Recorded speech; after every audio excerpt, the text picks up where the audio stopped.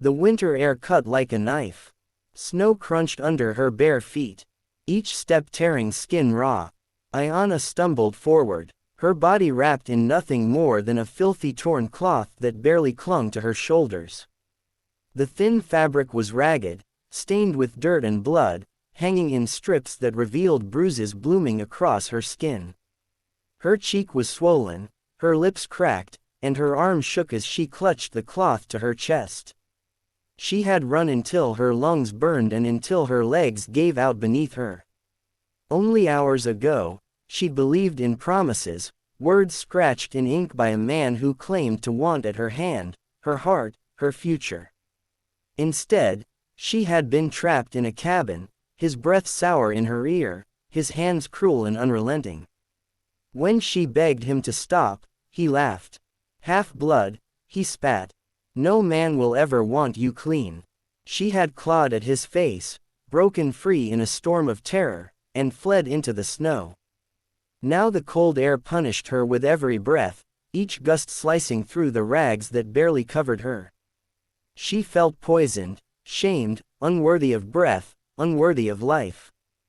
By the time the outline of a wooden fence loomed through the frost, her knees buckled. She collapsed onto the frozen ground, the world spinning. Her lips trembled as words scraped from her throat. "I am not clean," she whispered to the silence. "I am not clean." The steady sound of hooves broke through the stillness. A tall figure emerged from the snow, riding hard. He pulled his horse to a stop, swung down with the ease of a man who had lived his life in the saddle. His coat was heavy wool, his hat shadowing sharp eyes. James Colton froze at the sight before him. A woman barefoot, half-clad in rags, crouched in the snow like a wounded deer, her arms wrapped tight around herself, her eyes wide with fear. When his boots crunched closer, she turned her face away. "Do not look at me," she begged, her voice broken. "I'm not clean." For a long moment, there was only the hiss of wind and the creak of leather. Then James unfastened his thick coat, shrugging it from his shoulders. He bent down and draped it gently around her body. The weight of it was heavy, warm, smelling of smoke and pine. It covered her shame where her own trembling hands could not. "I do not care about dirt," he said, voice low, rough with honesty. "I see someone still alive. And that is enough." Her throat tightened. She had expected disgust, pity, or a cold command to move on. Instead, this stranger gave her dignity. A small flicker, something she thought long dead, stirred faintly inside her chest. James steadied her as she struggled to her feet, his hand firm but not unkind. Snow drifted around them, the stars swallowed by heavy winter clouds wrapped in his coat. She felt the first warmth she had known in months. Each step toward the ranch at his side felt like walking into the unknown. But for the first time since she had fled, the unknown did not terrify her. It felt almost like a chance. She did not yet know his name. She did not know if he would cast her out once he learned the truth. But as the outline of a small cabin came into view, she heard a voice high and clear drift from the porch. "Papa, who is that?" A child stood in the glow of a lantern, no older than 4, hair golden against the night, her small hands clutched a rag doll, her wide eyes fixed on the stranger wearing her father's coat. The girl tilted her head, and in a voice that carried far more weight than its size, she asked, "Do you think she could be my mama?" The words fell into the cold night like thunder, changing everything. The ranch smelled of smoke and stew, the kind of smell that clings to the walls and makes a place feel lived in. James guided Ayanna inside, his coat still draped over her shoulders. She kept her eyes down, too ashamed to meet his gaze, too scared that the little girl's innocent question would tear her apart. Emmy, barefoot on the wooden floor, tugged on her father's hand. Her small voice filled the silence. "Papa, I just want a mama," she said it plain, like she was asking for bread with her supper. Not demanding, not whining, just a simple truth from a child who had known too much loneliness. Ayana's throat tightened. She wanted to tell the girl she was not worthy, that no child should ask for a mama like her. But Emmy's eyes were wide and unblinking, waiting for an answer. James bent down, resting a rough hand on his daughter's shoulder. "We do not ask strangers for things like that," he said gently. Then he looked at Ayana, his jaw set as though he was trying to understand who she was and what storm had carried her here. For a moment, Ayana thought about lying. She could say she was traveling, that her horse had run off, that she had gotten lost. But lies never stayed hidden for long, and this man did not look like the kind who tolerated half-truths. So she spoke, her voice breaking with the weight of memory. "I came here because of a letter." Her hands gripped the edge of his coat like it was the only thing keeping her upright. "A man promised me a home, a place where I could finally belong." James did not move, only listened. Ayana forced herself to continue. "He tricked me. He touched me when I begged him not to. He called me half-blood and said no man would ever want me. I ran until I thought my lungs would burst. The fire popped in the hearth. The ranch felt too small for her shame, too tight for the truth that filled the room." Emmy tilted her head, her curls bouncing. "You ran away because he was mean." The child's words cut through the heaviness like a knife through cloth. Ayana's lips trembled. "Yes, sweetheart, he was mean." She braced herself for James to turn cold, to push her back out into the night. Instead, he poured water into a tin cup and set it in front of her. "Drink," he said. It was not pity in his voice, not anger either, just steady, quiet command. And for the first time since she fled that cabin, Ayana obeyed without fear. Emmy climbed onto her father's lap, eyes still on the stranger in their home. "Papa, can she stay just for tonight?" James said nothing at first.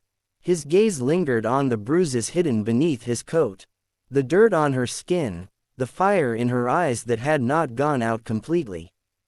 Then he nodded once, slow and firm. Ayana's chest rose sharply, as though she had been holding her breath since the moment he found her. She did not know it yet, but that small nod was the first crack in the walls around all three of their hearts.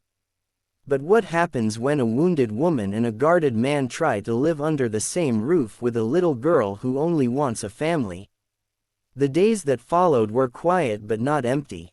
Ayana moved like a shadow inside James's small ranch house. She cooked a little, mended a tear in an old blanket, and swept the floor without being asked. It was not to impress him. It was simply what she knew to do when given a roof. Emmy followed her everywhere. The little girl trailed behind Ayana like a puppy, asking questions about her long dark hair and the beads she kept tucked in her torn satchel. Sometimes her innocent chatter made Ayana smile, though she tried to hide it. One morning, Emmy woke with a hot flush on her cheeks. Her tiny hands trembled as she clutched her doll. James panicked. He had fixed fences in blizzards, faced down cattle thieves, but nothing rattled him like his little girl burning with fever. "I do not know what to do," he admitted, voice tight, pacing the floor. Ayana stepped forward, steady though her own heart pounded. "My father was a medicine man," she said softly. "I know what to do." James froze, watching as she pulled herbs from her satchel, crushed roots, and boiled water over the fire. Her hands were firm, her voice calm, her touch tender. As she placed a cool cloth on Emmy's forehead, she coaxed the child to sip a bitter tea, whispering in a tongue James did not know. Hours dragged by. James sat at the edge of the cot, unable to take his eyes off his daughter or the woman fighting for her. When the fever finally broke, Emmy sighed in her sleep and curled against Ayana's side as if she had always belonged there. James met Ayana's gaze across the fire. For the first time, he saw not just a stranger, not just a wounded runaway, but a woman who carried strength in her scars. Maybe you're listening now and feeling the same. That somewhere in this broken world, people like Ayana still exist. Folks who carry pain but give healing. And if you believe stories like this deserve to be told, do not forget to subscribe to this channel. It is the simplest way to keep these Wild West stories alive. Because what happens next is a storm neither James nor Ayana could have prepared for. A test that will ask just how much she's willing to sacrifice for a child who has already claimed her heart. The fever had passed, and for a while it seemed like the ranch had found its rhythm again. Emmy laughed in the yard, chasing after a ragged doll. James fixed a broken fence post while Jana, hung blankets in the sun. It almost felt like a family, though no one dared to say it out loud, but peace never lasted long on the frontier. The wind carried a sharp chill, and with it came trouble. One afternoon, the ranch grew too quiet. Ayana called Emmy's name, but no little voice answered. Her eyes darted to the open gate near the creek. Her heart sank. She ran, skirts flying, breath burning in her chest. Down by the water, she saw the small footprints in the mud. And then she heard it, the splash, the scream. Emmy was in the current, her small arms thrashing, her doll floating away. Hold on, Ayana cried, kicking off her shoes. The water was freezing, biting into her skin like knives. But she plunged forward, every muscle straining. Her hands reached for Emmy, fingers slipping once, twice before she caught the child and shoved her onto a rock jutting from the stream. Stay there, she gasped. Do not let go. Emmy clung to the rock, sobbing. But Ayana's ankle was trapped between two stones beneath the surface. She pulled, twisted, fought. But the pain shot up her leg. The water dragged at her body, cold and merciless. Her strength was fading fast. That was when James appeared, running hard, his boots pounding against the frozen ground. He saw his daughter clinging to the rock. Saw Ayana's limp form struggling in the current. Without hesitation, he plunged in. The icy water clawed at him, but he pulled Ayana free, then scooped Demi into his arms. Back at the ranch, he stripped the soaked clothes from Ayana's body, wrapped her in every blanket he owned, and pressed her close to his chest. Stay with me, he whispered over and over. Do not leave me now. Hours passed before Ayana's eyes fluttered open. Her lips were pale, her voice weak, but the first words she spoke were not about herself. Emmy, she rasped. She's safe, James said, his voice breaking. Because of you. Ayana closed her eyes, tears sliding down her cheeks. I could not let her go. James bowed his head, unable to find words, his rough hands trembling as they held hers.